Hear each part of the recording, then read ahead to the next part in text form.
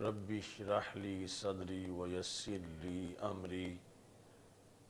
واحلل عقدة من لساني يفقهوا قولي رضيت بالله ربا وبالإسلام دينا وبمحمد صلى الله عليه وسلم نبيا ورسولا الله أكبر الله أكبر الله أكبر لبيك لبيك لبيك يا رسول الله صلى الله عليه وسلم الحمد لله العلي العظيم والصلاة والسلام على من اختص بالخلق العظيم وعلى آله وأصحابه أجمعين أما بعد فأعوذ بالله من الشيطان الرجيم بسم الله الرحمن الرحيم إن الذين آمنوا وعملوا الصالحات سيجعل لهم الرحمن ودا صدق الله العظيم وصدق رسوله النبي الكريم الأمين إن الله وملائكته يصلون على النبي يا أيها الذين آمنوا صلوا عليه وسلموا تسليما الصلاة والسلام عليك يا سيدي يا رسول الله وعلى آلك وأصحابك يا حبيب الله الصلاة والسلام عليك يا سيدي يا خاتم النبيين وعلى آلك وأصحابك يا سيدي يا خاتم المعصومين مولاي صل وسلم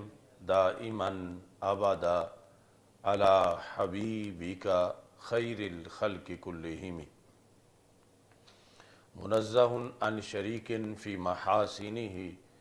فجوهر الحسن فيه غير منقسم محمد تاج رسل الله قاطبة محمد صادق الأقوال والكلم محمد ذكره روح لأنفسنا محمد شكره فرد على الأمم ربي صل وسلم دائما أبدا على حبيبك خير الخلق كلهم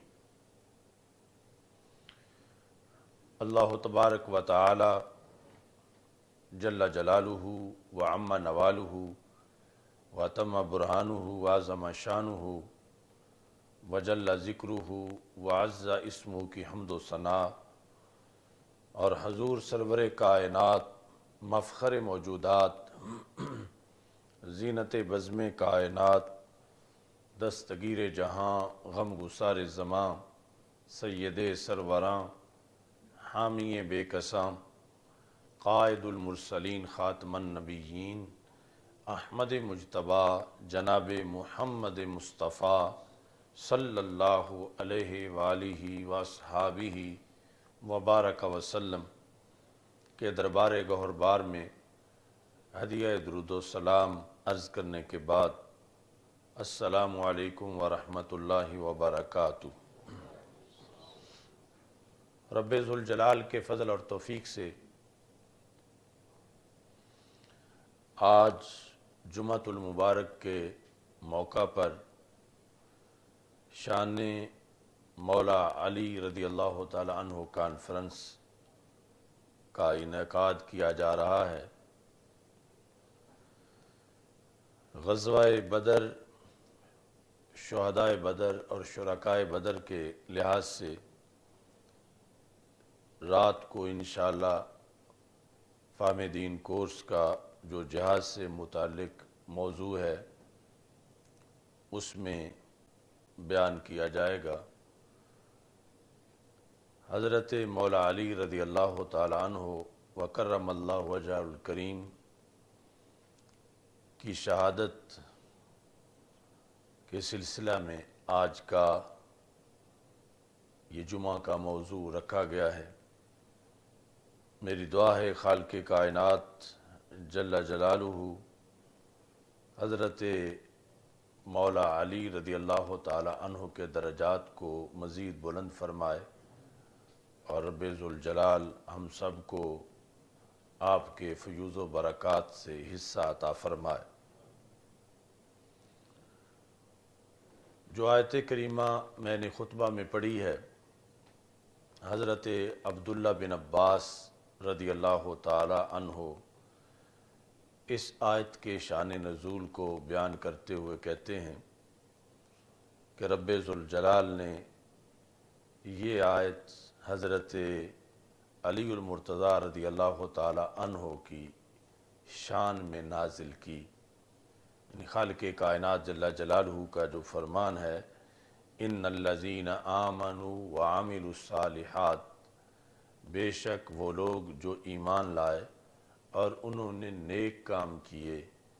سیجعل لہم الرحمن ودا، اللہ ان کی محبت لوگوں کے دلوں میں پیدا فرما دے گا۔ یعنی حضرت علی رضی اللہ تعالی عنہ اس کے اولین مصداق ہیں کہ آپ کی محبت جو رب ذوالجلال نے امت مسلمہ کے دلوں میں پیدا کی، تو یہ اللہ کا ایک وعدہ تھا۔ اس وعدے کے لحاظ سے اس محبت کو تمام لوگوں کے دلوں کے اندر تقسیم کیا گیا، اور چونکہ آیت اپنے مورد پر بند نہیں، یعنی جس میں بھی پھر بعد میں یا پہلے ایمان اور عمل صالح پایا گیا تو خالق کائنات جل جلالہ اس کی محبت لوگوں کے دلوں کے اندر پیدا فرماتا رہے گا۔ تو اس بنیاد پر تمام صدیوں کے جو اولیاء کرام ہیں، یا سب سے پہلے اہل بیت اطہار علیہم الرضوان اور صحابہ کرام رضی اللہ تعالیٰ عنہم، ان کی محبت جو رب ذوالجلال نے ہمیشہ کے لیے امت کے دلوں میں پیدا فرمائی ہے، وہ اسی آیت کریمہ کا ایک منظر ہے۔ نبی اکرم نور مجسم شفیع معظم صلی اللہ علیہ وسلم نے اس سلسلہ میں متعدد فرامین جو ہیں وہ ذکر کیے ہیں۔ ایک موقع پر رسول اکرم صلی اللہ علیہ وسلم نے ارشاد فرمایا، جو کہ امام حاکم نے مستدرک میں اس حدیث کو ذکر کیا ہے، اور اس کے راوی بھی حضرت عبداللہ بن عباس رضی اللہ تعالیٰ عنہما ہیں۔ کہتے ہیں ناظر النبی صلی اللہ علیہ وسلم الی علی، کہ رسول اکرم نور مجسم شفیع معظم صلی اللہ علیہ وسلم نے حضرت مولا علی رضی اللہ تعالی عنہ کی طرف دیکھا، اور دیکھنے کے بعد ارشاد فرمایا، یا علی انت سید فی الدنیا سید فی الآخرہ، کہ اے علی تم دنیا میں بھی سردار ہو اور آخرت میں بھی سردار ہو۔ وَحَبِيبُكَ حبیبی وَحَبِيبِي حبیب اللہ، اے علی جو تجھے پسند ہے وہ مجھے پسند ہے، یعنی جو تمہارا حبیب ہے، محبوب ہے، وہ میرا بھی محبوب ہے، اور جو میرا محبوب ہے وہ اللہ کا محبوب ہے، یعنی جسے میں پسند کرتا ہوں اسے اللہ پسند کرتا ہے۔ وَعَدُوُّكَ عَدُوِّي، جو تمہارا دشمن ہے وہ میرا دشمن ہے۔ وَعَدُوِّي عَدُوُّ اللَّهِ، اور جو میرا دشمن ہے وہ اللہ کا دشمن ہے۔ وَالْوَيْلُ لِمَنْ أَبْغَضَكَ بَعْدِي، اور ہلاکت ہے اس شخص کے لیے کہ جس نے آپ سے بغض رکھا میرے بعد۔ رسول اکرم نور مجسم شفیع معظم صلی اللہ علیہ وسلم نے دوسرے مقام پر ارشاد فرمایا، جو کہ طبرانی نے اس حدیث کو ذکر کیا ہے۔ ہمارے آقا صلی اللہ علیہ وسلم سے حضرت عبداللہ بن مسعود رضی اللہ تعالی عنہ روایت کرتے ہیں، وہ کہتے ہیں کننا جلوساً عند النبی صلی اللہ علیہ وسلم، ہم رسول اکرم صلی اللہ علیہ وسلم کے پاس بیٹھے ہوئے تھے تو نبی اکرم صلی اللہ علیہ وسلم نے فرمایا یتلو علیکم رجل من اہل الجنہ، اب جو بندہ محفل میں آئے گا وہ جنتی انسان ہے۔ تو رسول اکرم صلی اللہ علیہ وسلم کے ان الفاظ کے بعد جو شخص محفل میں داخل ہوا وہ حضرت علی رضی اللہ تعالی عنہ تھے۔ فدخل علی بن ابی طالب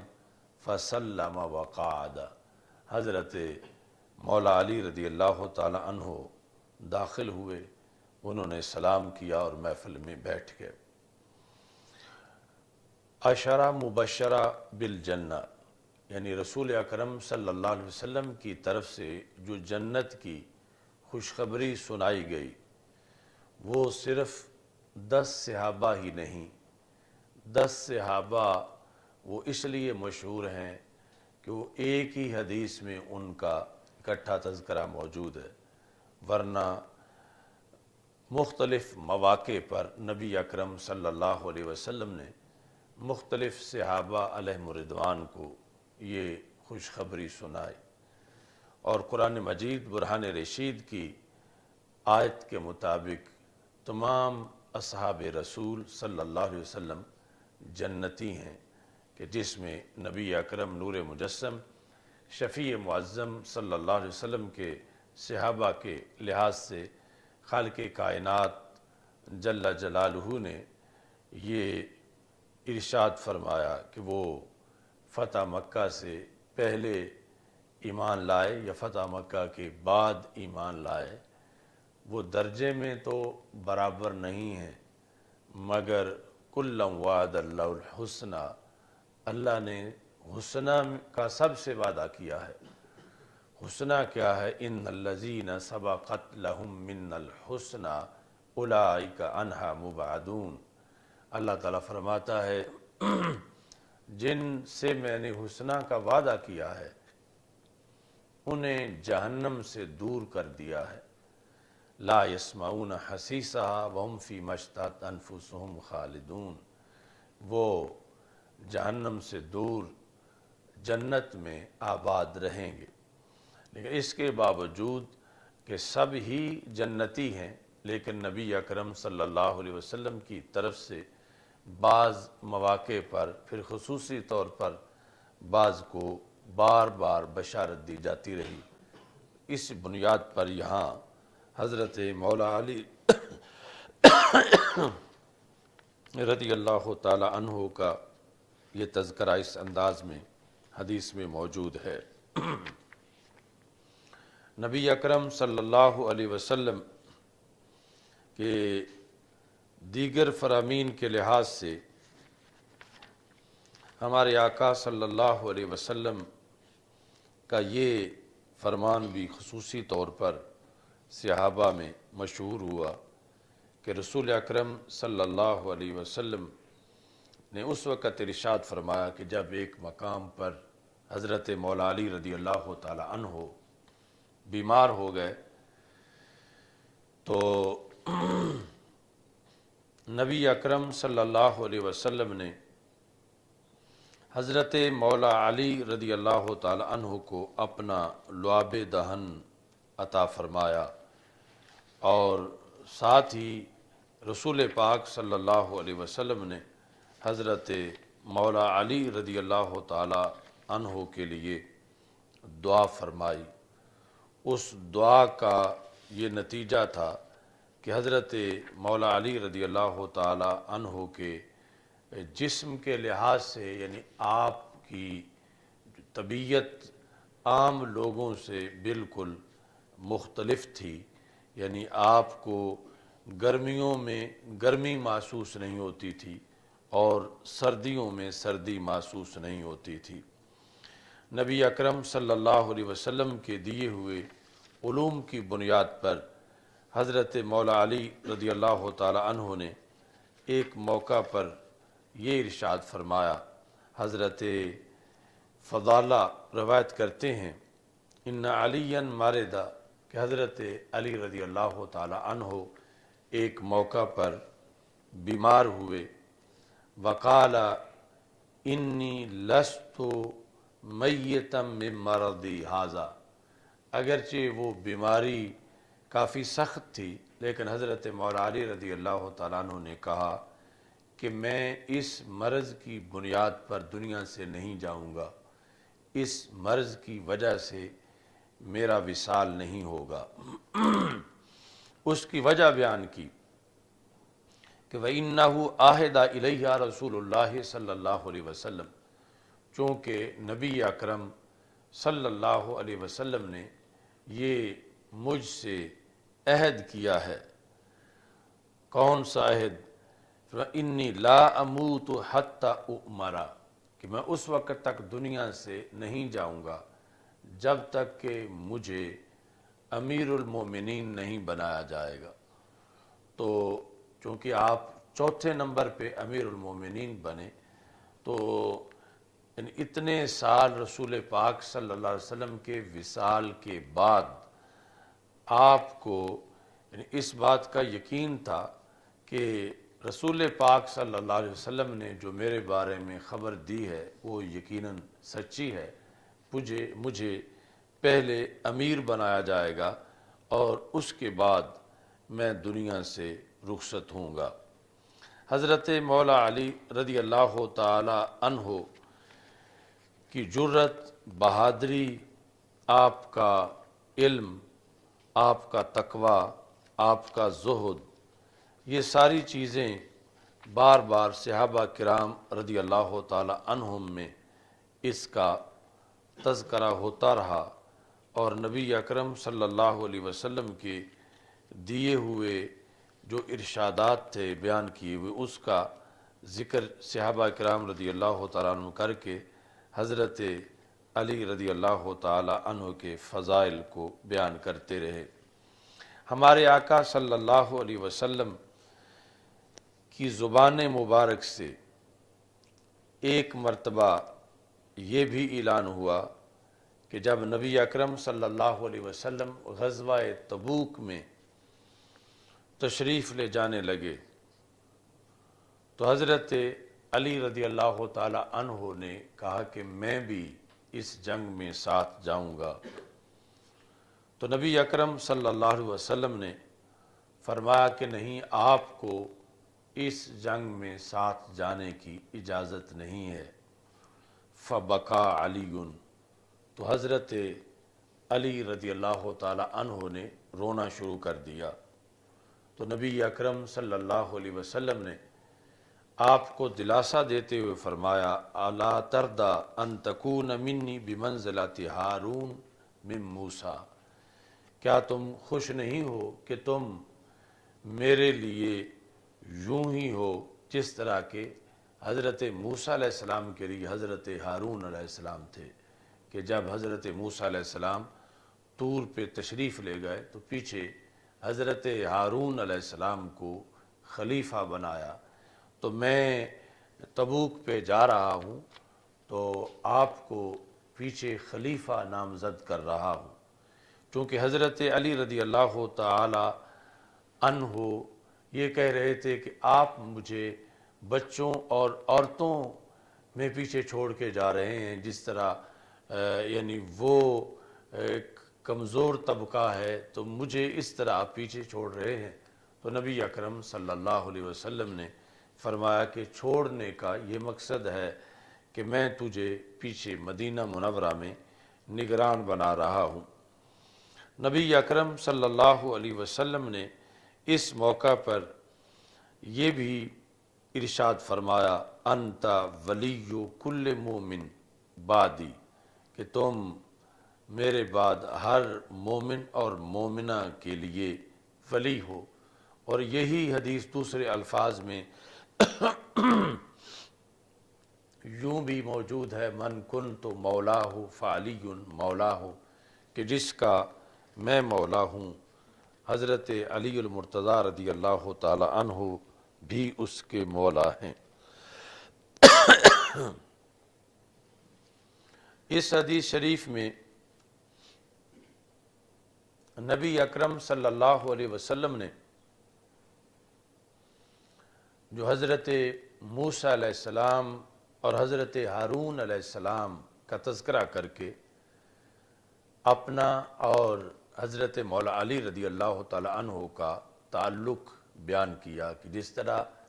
حضرت موسیٰ علیہ السلام طور پہ گئے اور حضرت ہارون علیہ السلام کو قوم میں خلیفہ بنا کے گئے، تو میں بھی تجھے خلیفہ بنا رہا ہوں۔ ان الفاظ سے روافض نے یہ مطلب نکالا کہ پھر حضرت علی رضی اللہ تعالی عنہ خلیفہ بلا فصل ہیں، کہ نبی اکرم صلی اللہ علیہ وسلم نے آپ کو اپنی ظاہری حیات میں ہی خلافت دے دی اور فرمایا انت منی بمنزلۃ ہارون من موسیٰ۔ اس بنیاد پر یعنی حدیث غدیر خم پر وہ بہت زیادہ اپنا دعویٰ کر کے اس دعوے کو ثابت کرنے کی کوشش کرتے ہیں، حالانکہ جو تشبیہ دی تھی نبی اکرم صلی اللہ علیہ وسلم نے، وہ بعد از وصال کی خلافت کی تشبیہ نہیں تھی، بلکہ ظاہری حیات میں کسی کو مدینہ منورہ میں جو نگران بنایا جاتا تھا اس کے لحاظ سے یہ تشبیہ دی گئی تھی۔ جس طرح کہ ابن ام مکتوم کو بھی نبی اکرم صلی اللہ علیہ وسلم نے ایک موقع پر مدینہ منورہ میں اپنا خلیفہ بنایا، اور جو مشبہ بھی ہے تو اس میں حضرت ہارون علیہ السلام ایسے نہیں کہ حضرت موسیٰ علیہ السلام کے وصال کے بعد وہ خلیفہ بنے، بلکہ حضرت ہارون علیہ السلام کا تو وصال ہی حضرت موسیٰ علیہ السلام سے پہلے ہوا، تو جو خلافت جس طرح کی انہیں ملی، یعنی حضرت ہارون علیہ السلام کو، وہ حضرت موسیٰ علیہ السلام کے وصال کے بعد کی خلافت نہیں تھی، بلکہ موسیٰ علیہ السلام کی ظاہری حیات کے دوران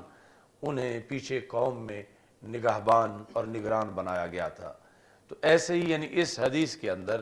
جو حضرت علی المرتضیٰ رضی اللہ تعالی عنہ کی خلافت کا تذکرہ ہے، تو وہ بھی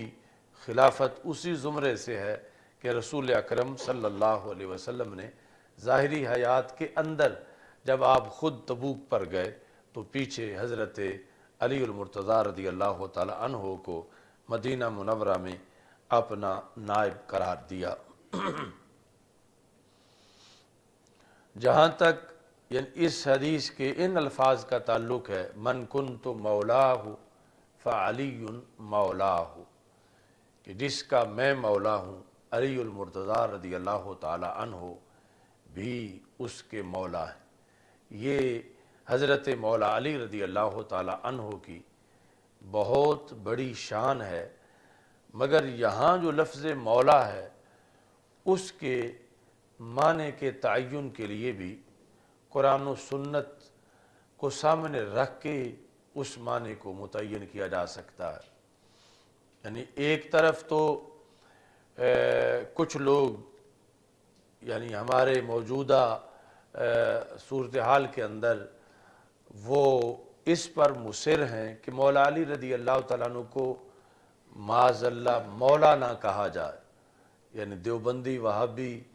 ان کی طرف سے رسالے بھی کئی چھپے ہوئے ہیں، بلکہ فلیکسیں لگی ہوئی میں نے دیکھی کہ صرف اللہ ہی مولا ہے،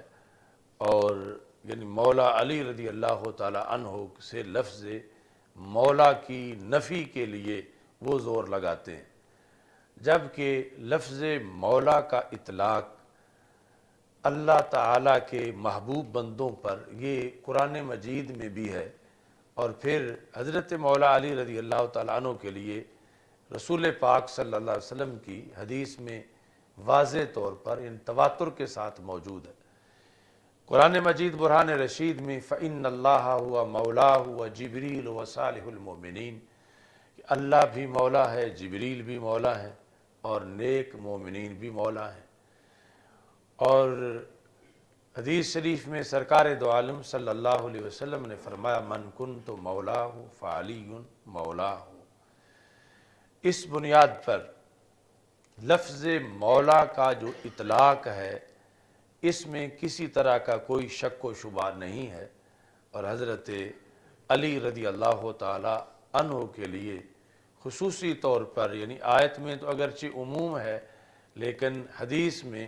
خصوصی طور پر نبی اکرم صلی اللہ علیہ وسلم نے آپ کے لیے اس لفظ کو استعمال کیا۔ دوسری طرف اسی لفظ سے روافض جو مطلب لیتے ہیں وہ بھی غلط ہے، کیونکہ وہ لفظ مولا بول کے خلافت بلا فصل مراد لیتے ہیں، یعنی مولا سے مراد وہ متولی کا معنی، اور جو ان کے نزدیک ایک خصوصی موضوع ہے ولایت علی، یعنی ہمارے نزدیک ولایت جس طرح اولیاء اللہ ولایت کے منصب سے متصف ہوتے ہیں، لیکن ان کے نزدیک ولایت بمعنی ولی الامر یعنی خلیفہ، تو اس بنیاد پر وہ لفظ مولا کا ترجمہ کرتے ہوئے ولی الامر اور متولی، تو اسی سے خلافت بلا فصل ثابت کرنے کی کوشش کرتے ہیں۔ تو جو حقیقی اس کا مفہوم ہے کہ نبی اکرم صلی اللہ علیہ وسلم نے جو فرمایا من کنت مولاہ فعلی مولاہ، یعنی اس سے لفظ مولا کا اطلاق 100% ثابت ہوا، اور معنی جو ہے وہ یہ ہے کہ جس کا میں مددگار ہوں علی بھی اس کے مددگار ہیں، جس سے میں محبت کرتا ہوں علی بھی اس سے محبت کرتے ہیں، جس کا میں ناصر ہوں علی بھی اس کے ناصر ہیں۔ تو اس بنیاد پر یعنی حدیث شریف کے الفاظ کے لحاظ سے بھی مختلف فرقے جو ہیں انہوں نے اپنے غلط مفاہیم لینے کے لیے مفہوم حدیث پہ بھی واردات کی، جس طرح کے مفہوم قرآن کے لحاظ سے واردات کی جاتی ہے۔ نبی اکرم نور مجسم شفیع معظم صلی اللہ علیہ وسلم کی زبان مقدس سے حضرت مولا علی رضی اللہ تعالی عنہ کے لیے یہ الفاظ بھی نکلے خیبر کے موقع پر لَأُؤْتِيَنَّ الرَّأْيَةَ غَدًا رَجُلًا يُحِبُّ اللَّهَ وَرَسُولَهُ وَيُحِبُّهُ اللَّهُ وَرَسُولُهُ، کہ میں کل اسے جھنڈا دوں گا کہ جو بندہ اللہ سے محبت کرتا ہے اور اللہ کے رسول صلی اللہ علیہ وسلم سے محبت کرتا ہے، اور دوسری طرف اللہ بھی ان سے محبت کرتا ہے اور اللہ کے رسول صلی اللہ علیہ وسلم بھی ان سے محبت کرتے ہیں۔ یہ چار خوبیاں بیان کر کے ساتھ ہمارے آقا صلی اللہ علیہ وسلم نے یہ بشارت بھی دی کہ جس کو میں یہ جھنڈا عطا کروں گا رب ذوالجلال ان کو فاتح خیبر بنائے گا۔ تو حضرت مولا علی رضی اللہ تعالی عنہ کو جب رسول اکرم صلی اللہ علیہ وسلم نے صبح طلب کیا تو کہا گیا کہ یشتکی عینیہ، آپ کی آنکھیں دکھتی ہیں، تو آپ نے رسول پاک صلی اللہ علیہ وسلم نے فرمایا کہ انہیں میری طرف بلاؤ۔ جب حضرت علی رضی اللہ تعالی عنہ کو بلایا گیا تو نبی اکرم صلی اللہ علیہ وسلم نے اپنا لعاب دہن حضرت مولا علی رضی اللہ تعالی عنہما کی دونوں آنکھوں میں لگایا، تو اتنا جلد ٹھیک ہوئی کہ مولا علی رضی اللہ تعالیٰ عنہ کہتے ہیں کہ گویا کہ پہلے کبھی خراب ہوئی نہیں تھی، اور رسول پاک صلی اللہ علیہ وسلم نے جھنڈا عطا کیا۔ تو کوئی نہیں جانتا کہ کل کیا ہوگا، قرآن مجید برہان رشید کا یہ واضح فیصلہ ہے، مگر اللہ کی عطا سے اللہ کے رسول صلی اللہ علیہ وسلم نے یہ خبر دی کہ میں جس کو جھنڈا دوں گا وہ کل خیبر ضرور فتح کرے گا۔ تو یہ نبی اکرم صلی اللہ علیہ وسلم کے پاس جو عطائی علم تھا، اس میں کئی خبریں تھیں کہ اگر حضرت علی رضی اللہ تعالی عنہ کے کل تک زندہ ہونے کا ہی علم نہ ہو تو پھر آگے وہ فاتح خیبر کس طرح ہو سکتے ہیں، یا زندہ تو ہوں اور جھنڈا دیا جائے اور خیبر وہ فتح نہ کر سکے تو پھر یہ خبر کس طرح دی جا سکتی ہے۔ تو ہمارے آقا صلی اللہ علیہ وسلم کو جو رب ذوالجلال نے علوم عطا فرمائے ہیں، ان علوم کی روشنی میں ہمارے آقا صلی اللہ علیہ وسلم نے یہ خبر دی، اور اس سے پھر یہ ثابت ہوا کہ حضرت مولا علی رضی اللہ تعالی عنہ کتنے برگزیدہ ہیں اور کتنے بڑے اللہ کے ولی ہیں اور کس قدر اللہ کے محبوب ہیں کہ دونوں طرف سے نبی اکرم صلی اللہ علیہ وسلم کی زبان مقدس نے آپ کے لحاظ سے گواہی دی کہ آپ بھی اللہ سے محبت کرتے ہیں اور اللہ کے رسول صلی اللہ علیہ وسلم سے محبت کرتے ہیں، اور دوسری طرف سے اللہ کی طرف سے آپ کے ساتھ محبت کی ضمانت اور گواہی بھی نبی اکرم صلی اللہ علیہ وسلم نے بیان فرمائی، اور اپنی طرف سے بھی خصوصی طور پر اس محبت کا اظہار کیا۔ ہمارے آقا صلی اللہ علیہ وسلم کی دی ہوئی تربیت کی بنیاد پر حضرت مولا علی رضی اللہ تعالی عنہ علم و حکمت کا ایک ایسا خزینہ تھے، کہتے ہیں کہ مجھے رسول پاک صلی اللہ علیہ وسلم نے یمن کا جب قاضی بنایا تو میں رسول پاک صلی اللہ علیہ وسلم کو یہ کہنے پہ مجبور ہوا کہ آپ مجھے قاضی بنا رہے ہو، حالانکہ میں تو اس فن سے واقف نہیں ہوں، میں کیسے لوگوں کے درمیان فیصلے کروں گا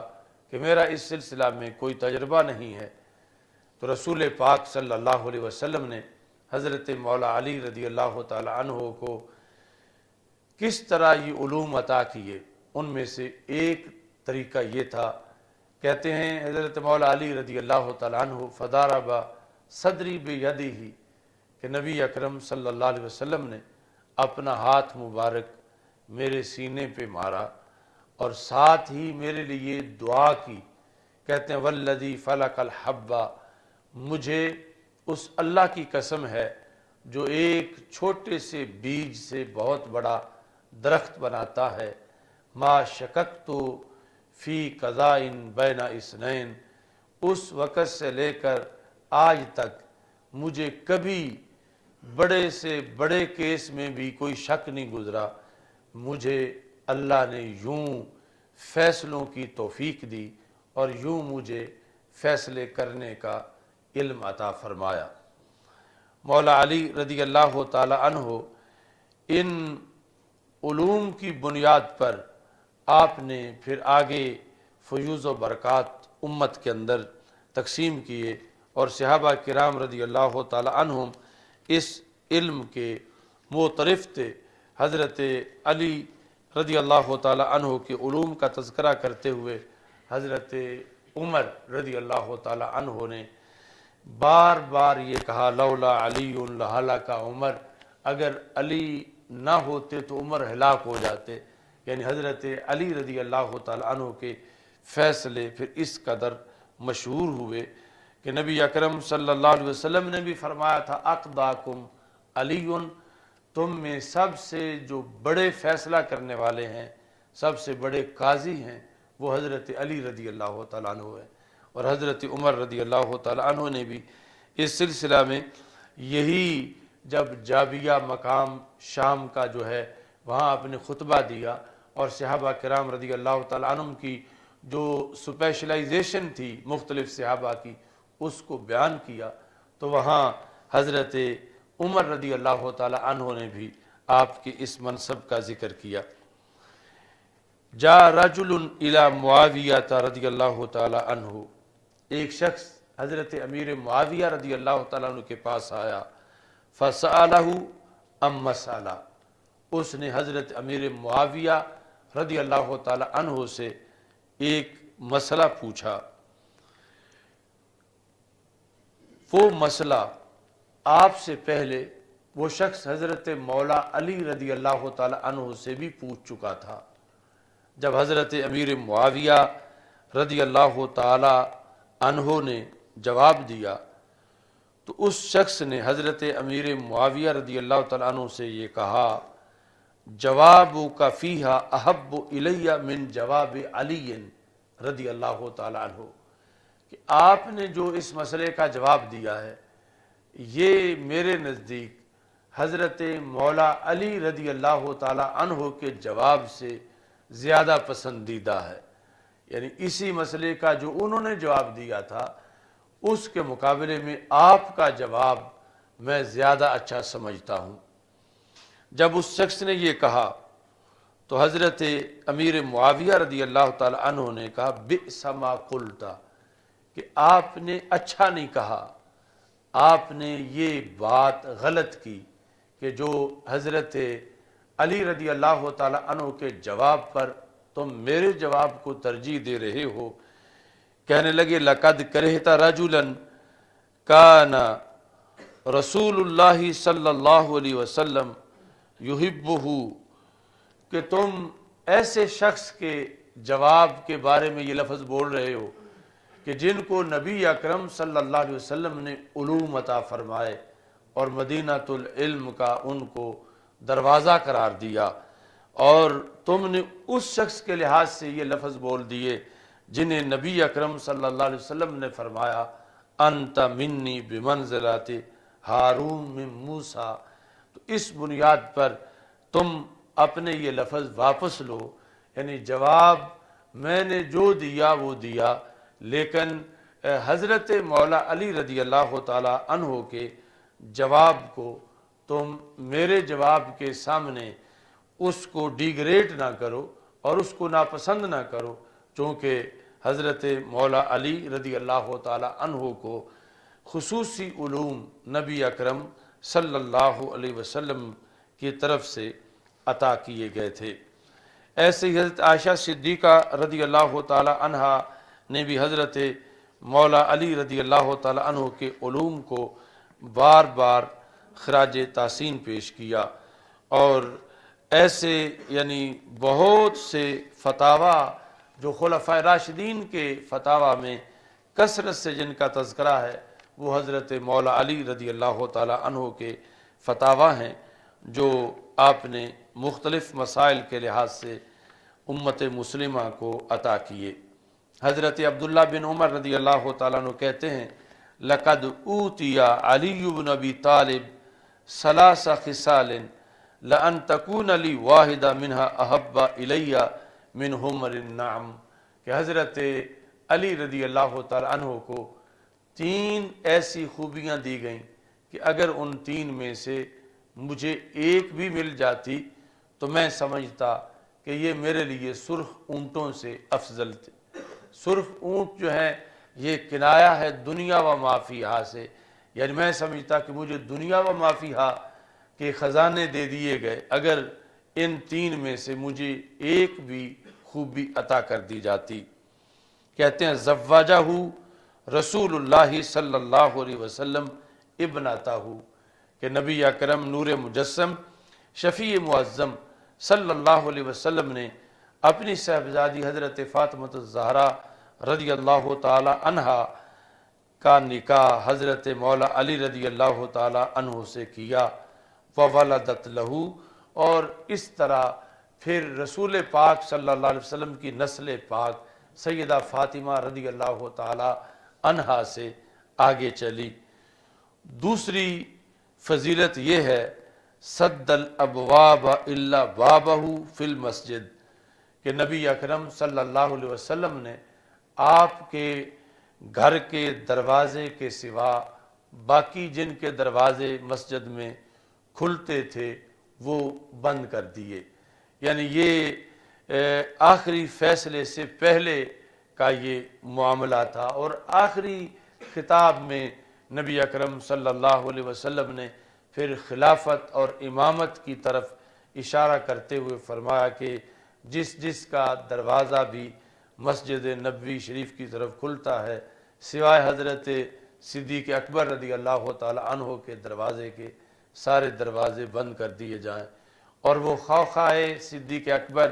آج بھی یعنی اس کا مسجد نبوی شریف کے اندر لکھا ہوا ہے کہ جس طرف سے وہ دروازہ حضرت صدیق اکبر رضی اللہ تعالیٰ عنہ کا مسجد نبوی شریف میں کھلتا تھا، تو رسول پاک صلی اللہ علیہ وسلم نے آخری خطاب میں یعنی مسجد میں امامت اور خلافت کے لحاظ سے خصوصی طور پر اس دروازے کے ذریعے سے کنایہ میں اس چیز کو بیان کیا۔ حضرت عبداللہ بن عمر رضی اللہ تعالیٰ عنہ کہتے ہیں تیسری چیز کہ جس کے لحاظ سے میں تڑپ رکھتا ہوں کہ کاش کہ وہ مجھے منصب ملتا، وَآتَاهُ الرَّأْيَةَ یوم خیبر، کہ خیبر کے دن جو جھنڈا رسول اکرم نور مجسم شفیع معظم صلی اللہ علیہ وسلم نے حضرت مولا علی رضی اللہ تعالی عنہ کو عطا فرمایا تھا، تو یہ بھی میں بہت زیادہ اس کے لحاظ سے بھی امیدوار تھا، مگر مجھے یہ جھنڈا نہ ملا۔ حضرت عمر رضی اللہ تعالی عنہ جس وقت حجر اسود کو بوسہ دے رہے تھے، اور بوسہ دینے سے پہلے آپ نے یہ کہا کہ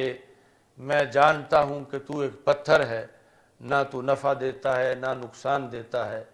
لولا انی رأیت رسول اللہ صلی اللہ علیہ وسلم یقبلک ما قبلتک، اگر میں نبی اکرم صلی اللہ علیہ وسلم کو تجھے بوسہ دیتے ہوئے نہ دیکھتا تو میں تجھے کبھی بھی نہ چومتا، چونکہ رسول اکرم صلی اللہ علیہ وسلم نے تجھے بوسہ دیا ہے تو اس واسطے میں تجھے چوم رہا ہوں۔ یہ الفاظ جب حضرت مولا علی رضی اللہ تعالیٰ عنہ نے سنے جو اسی موقع پر وہاں موجود تھے، تو طبرانی نے موجم اوسط میں اس حدیث کو لکھا کہ حضرت علی رضی اللہ تعالیٰ عنہ بول پڑے اور کہا بلا یا امیر المومنین انہو ینفع و یضر، کہ آپ تو فرما رہے تھے کہ حجر اسود تو نہ فائدہ دیتا ہے نہ نقصان دیتا ہے، تو حضرت مولا علی رضی اللہ تعالی عنہ نے کہا نہیں امیر المومنین، یہ فائدہ بھی دیتا ہے یہ نقصان بھی دیتا ہے، یعنی یہ کتنا فائدہ ہے کہ یہ لوگوں کے گناہ چوس لیتا ہے، اور یہ فائدہ ہے کہ یہ مومن کے بارے میں گواہی دے گا، اور منافق کو نقصان ہے کہ منافق کے بارے میں یہ حجر اسود ایمان کی گواہی نہیں دے گا، تو اس کے اندر اللہ تعالیٰ نے یہ فضیلت رکھی ہے۔ تو اس پر محدثین نے دونوں چیزوں کو لکھ کر پھر محاکمہ کیا کہ اگرچہ حضرت عمر رضی اللہ تعالیٰ عنہ نے پھر حضرت علی رضی اللہ تعالیٰ عنہ کی گفتگو کو رد نہیں کیا کہ نہیں علی یہ تم ایسا کیوں کہتے ہو، تو دونوں ہی اپنی اپنی جگہ ٹھیک کہہ رہے تھے، یعنی حضرت علی رضی اللہ تعالیٰ عنہ کا مطلب اور حضرت عمر رضی اللہ تعالیٰ عنہ کا مطلب اس کی یہی تطبیق ہے کہ حضرت عمر رضی اللہ تعالیٰ عنہ فرما رہے تھے کہ تو اپنے طور پر یعنی ذاتی طور پر براہ راست بغیر اللہ کی عطا اور حکم کے تو کوئی فائدہ نہیں دے سکتا اور نہ ہی تو کوئی نقصان دے سکتا ہے، اور حضرت مولا علی رضی اللہ تعالی عنہ جو فرما رہے تھے کہ یہ فائدہ دے سکتا ہے اور نقصان دے سکتا ہے، تو ان کا یہ مطلب نہیں تھا یہ ذاتی طور پر دے سکتا ہے، ان کا بھی یہی مطلب تھا کہ یہ عطائی طور پر دے سکتا ہے۔ تو جو آج اہل سنت و جماعت کی طرف سے مختلف آیات کے درمیان تطبیق کے لیے جو الفاظ بولے جاتے ہیں، حقیقت میں یہ الفاظ ان دو خلفاء کی طرف سے ہے کہ دونوں کی طرف سے ایک ایک جہت کو سامنے رکھ کر بیان کیا گیا کہ حضرت عمر رضی اللہ تعالیٰ عنہ کا نقطہ نظر یہ تھا، کیونکہ کچھ لوگ جو ہیں ان کے ذہن صاف کرنے کے لیے کہ ہمیں بتوں سے پیچھے ہٹا کے اب پتھر کے پیچھے لگا دیا ہے کہ یعنی ان پتھروں کو ہم پوجتے تھے، اسلام نے ہم سے یہ پتھر چھڑائے اور اب پھر کہتے ہیں کہ پتھر چومو، تو حضرت عمر رضی اللہ تعالی عنہ نے وہ ان کا یعنی ذہن مطمئن کیا کہ وہ پتھروں کو چومنا جو بت ہوں وہ اور حیثیت سے تھا، اور اس پر جو عقیدہ تھا وہ اور طرح کا تھا، اور یہاں بھی فرما دیا کہ اگرچہ ہم اس کو چومنے لگے ہیں مگر یہ کوئی نفع نقصان نہیں دے سکتا جب تک کہ اللہ نہ چاہے، یعنی رب ذوالجلال کے حکم پر ہی یہ ہر ایک کو فائدہ حاصل ہو سکتا ہے۔ اور اسی چیز کو پھر حضرت مولا علی رضی اللہ عنہ نے اسی وقت پھر دوسری طرف سے کلیئر کرنا چاہا کہ ایسا نہ ہو کہ پھر لوگوں کے ذہن میں یہ آ جائے کہ یہ تو ہے ہی ایسا عام سا کہ اس کا کوئی فائدہ ہی نہیں ہے۔ تو آپ نے اس فائدے کو واپس واضح طور پر کیا کہ یعنی حجر اسود کے اندر ایک پورا رجسٹر فیڈ ہے، یعنی حدیث شریف کے مطابق، جس میں جس نے اس کو چوما ہے قیامت تک جو چومے گا سب کے نام لکھے ہوئے ہیں، اور قیامت کے دن وہ جس نے بھی اس کو چوما ہے حالت ایمان میں تو حجر اسود اس کے ایمان پر گواہی دے گا۔ اس طرح ایسے مقام پر بھی حضرت مولا علی رضی اللہ تعالیٰ عنہ نے اپنے علم کا اظہار کیا۔ یہ وجہ تھی کہ حضرت عمر کہا کرتے تھے لولا علی لہلک عمر، کہ اگر علی نہ ہوتے تو عمر ہلاک ہو جاتے، یعنی اتنا حضرت مولا علی رضی اللہ تعالیٰ عنہ کے علوم سے سہارا تھا حضرت عمر رضی اللہ تعالیٰ عنہ کو۔ حالانکہ اپنے طور پر ان کا درجہ اور مقام یہ ہے کہ نبی اکرم صلی اللہ علیہ وسلم نے فرمایا کہ ہر امت میں ایک محدث اور صاحب الہام ہوتا ہے، این یکو فی امتی احد فإنہ عمر، میری امت میں جنہیں سب سے زیادہ الہام ہوتے ہیں وہ حضرت عمر رضی اللہ تعالیٰ عنہ ہیں۔ اور پھر آپ کی بصیرت کہ آپ کی رائے کی تائید میں آیات قرآن مجید کا نازل ہونا، لیکن یہ شخصیات یعنی ایک دوسرے کے لحاظ سے اس قدر ان کے سینے صاف تھے اور ایک دوسرے کے فضائل کے اتنے معترف تھے کہ حضرت علی رضی اللہ تعالیٰ عنہ کے بارے میں بار بار حضرت عمر رضی اللہ تعالیٰ عنہ یہ کہتے رہے لولا علی لہلک عمر۔ رب ذوالجلال ہمیں حضرت مولا علی رضی اللہ تعالیٰ عنہ کے علوم و حکم اور معارف سے زیادہ حصہ عطا فرمائے، اور رمضان المبارک کے بقیہ حصہ میں ہمیں رب ذوالجلال بطریق احسن حقوق رمضان مکمل کرنے کی توفیق عطا فرمائے۔ وآخر دعوایا ان الحمد للہ رب العالمین۔ الحمد للہ رب العالمین والعاقبۃ للمتقین والصلاة والسلام علی رسولہ الکریم۔ اللہم احفظنا بالاسلام قائمین واحفظنا بالاسلام قاعدین واحفظنا بالاسلام راقدین ولا تشمت بنا الاعداء والحاسدین۔ یا قاضی الحاجات اقض حاجاتنا، یا شافی الامراض اشف مرضانا، یا دافع البلیات ادفع عنا شر الظالمین والفاسقین۔ استغفر اللہ لا الہ الا اللہ وحدہ لا شریک لہ، لہ الملک ولہ الحمد وہو علی کل شیء قدیر۔